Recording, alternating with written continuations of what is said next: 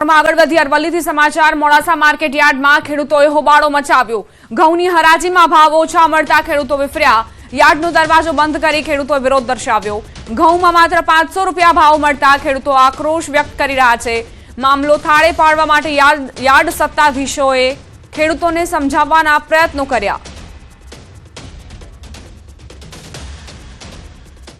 કે રોકડાનો ભાવ છે 7-7 દિવસનો ચેક આપે છે એટલે અમારે 7% મોડાસા ખાવાના પ્લસ ખાતામાં બેલેન્સ નહીં હોય તો ચેક અમારે પાછો અહીંયા લઈને આવવાનો એવા તો કાયદા બનાવી રાખ્યા આ લોકોએ।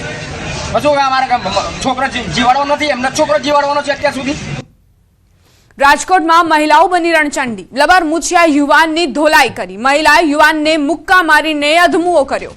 સમગ્ર મામલાનો વિડીયો વાયરલ થયો છે। વાયરલ વિડીયો મામલે પોલીસે તપાસ શરૂ કરી। કયા કારણોસર માર મારવામાં આવ્યો તે અંગે કારણ અકબંધ છે।